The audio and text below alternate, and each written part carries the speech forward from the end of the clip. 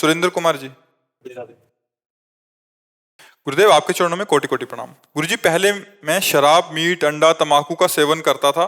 तब से मेरी जिंदगी बहुत आराम से व्यतीत होती थी। जब से मैंने आपका सत्संग सुना, मैंने सब नशे छोड़ दिए, भजन करने लगा, तब से थोड़ा सा कष्ट होने लग गया है।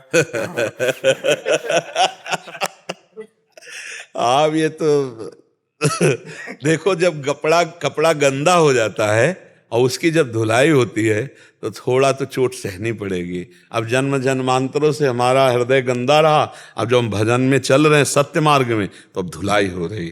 थोड़ा चुप रहो, थोड़ा उसे शांति से सह जाओ, आगे मंगल होगा।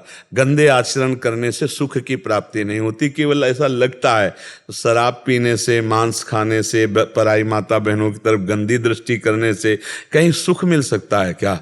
इतना बड़ा प्रतापी रावण जो भगवान शंकर की आराधना करता था, इतना बलवान था, देखो गंदे आचरण के कारण ही नष्ट हो गया। रहा न को कुल रोवन हारा। तो थोड़ा धर्म से चलने पर कष्ट तो हम मानते हैं आएंगे, क्योंकि जैसे दाग लग गया है, अब उसे छुटाना है तो रगड़ना पड़ेगा, उसको पटक पटक के कपड़ा धोना पड़ेगा, तो थोड़ी पटकन तो लगेगी, लेकिन निर्मल हो जाओगे, आनंदित हो जाओगे। हमारे बहुत जन्मों के पाप जमा है, इस जन्म के भी पाप हैं, लेकिन हम आपको धन्यवाद देते हैं कि आप इस जन्म की गलतियों को छोड़कर अब सच्चाई से चल रहे हो। तो ऊबना नहीं। देखो, गलत कर्म का फल मिलता है, तो क्या ये अच्छे कर्म का फल नहीं मिलेगा? आप सोचो, ये तुम्हारी नई खेती है, वो पुरानी खेती है। अब जो चल रहे हो, इसका फल नहीं है दुख, इसका फल है सुख। लेकिन जो बोया है उसका फल है दुख, वो आपको काटना पड़ेगा।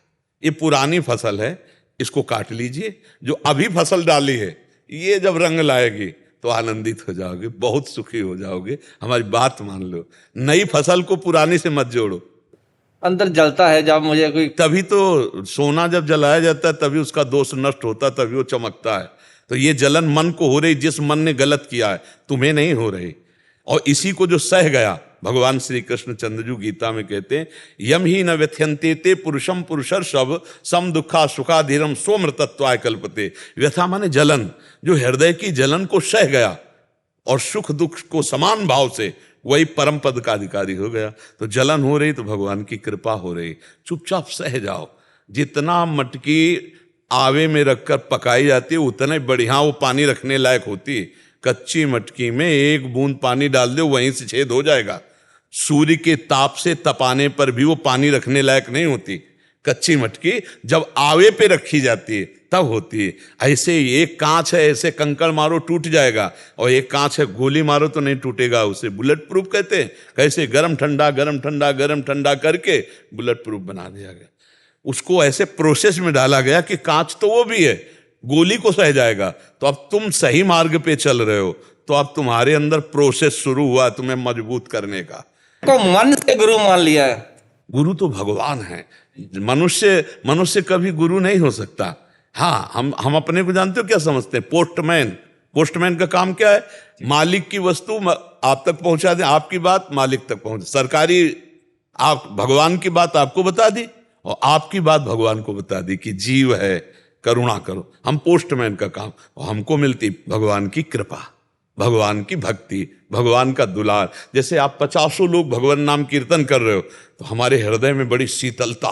आप जो भजन करते हो ना, उससे हमको भी आनंद मिलता है।